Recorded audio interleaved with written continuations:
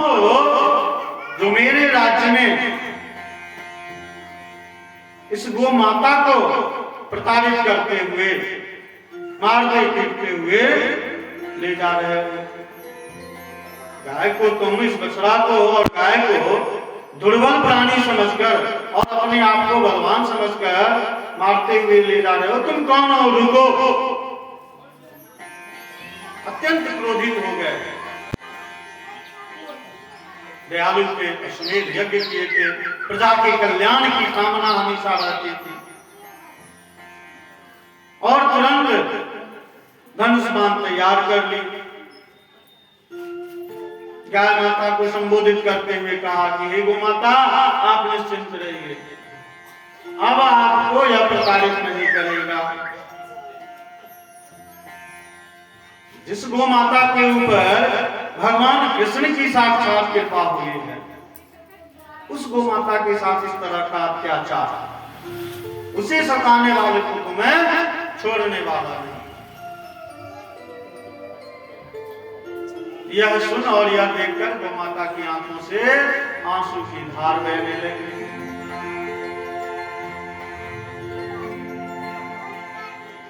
अब उस दुष्ट व्यक्ति की दशा देखिए।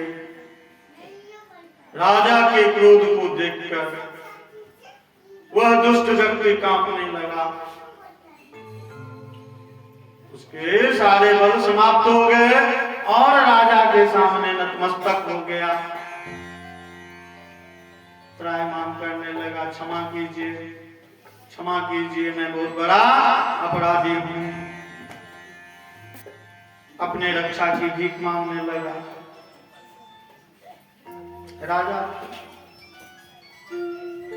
राजा ने उसे क्षमा करते हुए उससे पूछा, गो माता से पूछा, बछड़े से पूछा कि आप अपना परिचय दें, आप कौन हैं?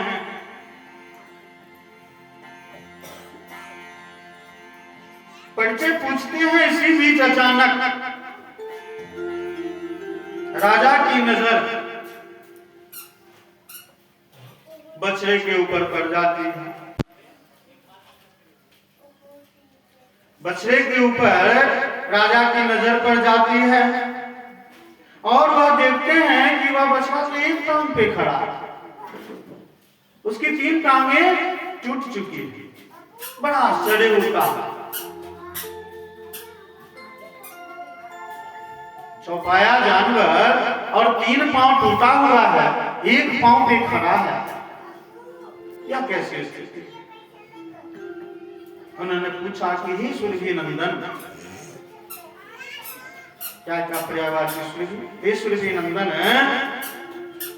आप मुझे बताइए कि आप कौन हैं?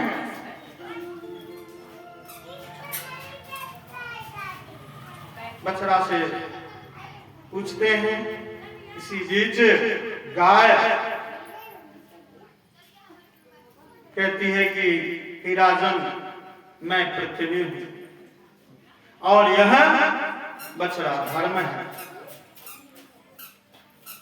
और वह जो दुष्ट व्यक्ति मारते हुए ले जा रहा था वह कलियुग था। वह दुष्ट व्यक्ति कलियुग, गाय पृथ्वी और बछड़ा धर्म। गाय और पृथ्वी की समानता। पृथ्वी जिस प्रकार सब कुछ सहन करते हुए हमें जीवित रहने के लिए एवं अन्य विभिन्न प्रकार के सुखों का उपभोग करने के लिए नाना प्रकार की संपदाएं प्रदान करती है, उसी प्रकार गो माता सभी प्रकार के कष्टों को सहन करते हुए जिस धरती माता से हम अनाज उगाते हैं उसे उपजाऊ बनाने के लिए गोबर प्रदान करती है। हम परिश्रमी हों इसके लिए हमें दूध प्रदान करती है। यही कारण है कि गाय और पृथ्वी को समान बताया गया है। अब राजा आश्चर्यचकित हो गए राजा पुनः उस दुष्ट व्यक्ति को, उस कलयुग को तीखी नजर से देखते हैं तो पुनः जग जाता है। अब राजा सबसे पहले धर्म से पूछते हैं, धर्म से कहते हैं कि आपके तो 4 पैर, सतयुग में आपके 4 चरण थे, तप था, पवित्रता थी, दया और सत्य, ये 4 चरण, ये 4 पैर धर्म के। अब 3 चरण की समाप्ति हो गई, मात्र 1 चरण, 1 पैर बचा हुआ है, अंतिम है, वह क्या है? सत्य। यानी आप मात्र सत्य के बल पर आप खड़े हैं, टिके हुए हैं। और गाय रूपी पृथ्वी को देखते हुए, बछड़े को संबोधित करते हुए, गाय रूपी पृथ्वी को देखते हुए उन्होंने कहा कि नहीं, अब मैं इसे नहीं छोड़ने वाला हूं, यह क्षमा के योग्य नहीं है, मैं इसे मार दूंगा। पुनः वह पुरुष रूपी कलयुग राजा से क्षमा याचना मांगने लगा और राजा ने कलयुग से कहा कि तुम अधर्मी हो, ठीक है, मैं तुम्हें क्षमा करता हूं, तुम्हें प्राण दंड नहीं दूंगा, लेकिन तुम्हें मैं अपने राज्य में नहीं रहने दूंगा, तुम मेरे राज्य से बाहर चले जाओ। फिर भी वह सिर झुकाए हुए, ताकि राजन समस्त भूमंडल पर तो आपकी का अधिकार है, कहां जाऊं, स्थान तो आपको देना होगा। अब परीक्षित ने कलयुग को कहा कि चलो ठीक है, अब तुम्हें मैं स्थान देता हूं। कलयुग के लिए राजा परीक्षित 4 स्थान प्रदान करते, 4 स्थान दिए। पहला स्थान दिया जहां पे जुआ खेला जाए, दूसरा स्थान दिया माजरा पान जहां पे हो,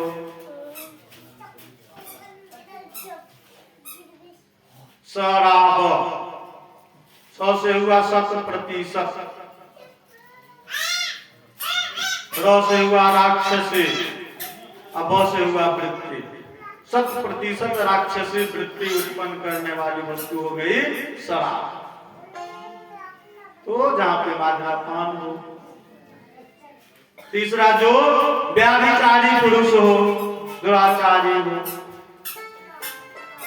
जहां पर हमेशा कलह होता रहे, व्याभिचारियों की जमात हो। और चौथा स्थान जहां पे हिंसा हो। ये चारों स्थान कलयुग को मिला।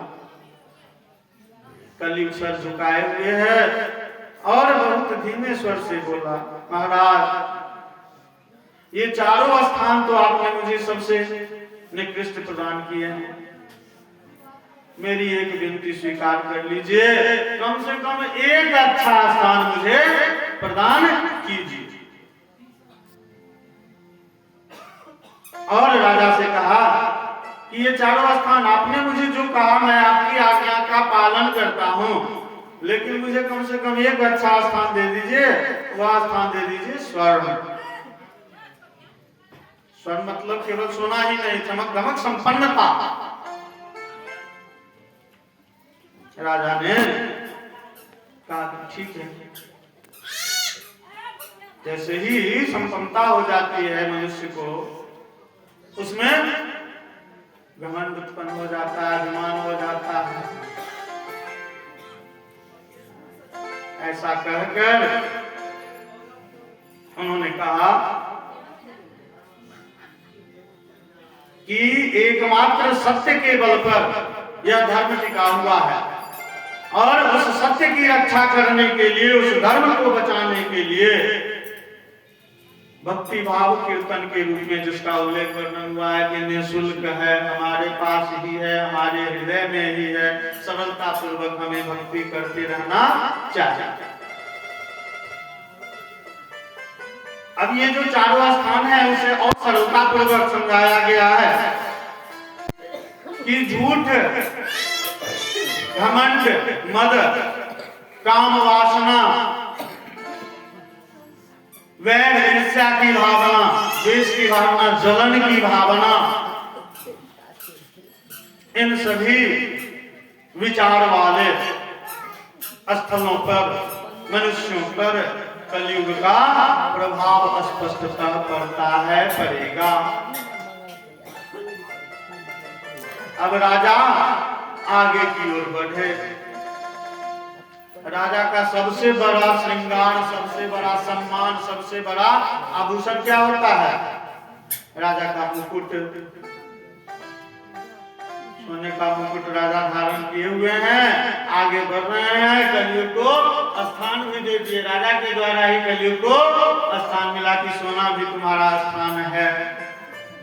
स्वर्ण मुकुट धारण करके राजा परीक्षित आगे की ओर बढ़े, आगे की ओर बढ़े। भ्रमण करते करते जोरों की प्यास लग गई, पानी पीने की जिज्ञासा, पानी की इच्छा पूर्ति हेतु खोज करने लगे। जंगल वन किनका निवास स्थल होता है? ऋषि मुनियों का। जब आगे बढ़े, पानी की खोज कर रहे थे, आगे बढ़े तो एक आश्रम दिखाई दिया। आश्रम है तो वहां ऋषि मुनि होंगे, घर है तो कोई ना कोई होगा। आश्रम को देख करके राजा आगे बढ़े और वह आश्रम समीप मुनि का था।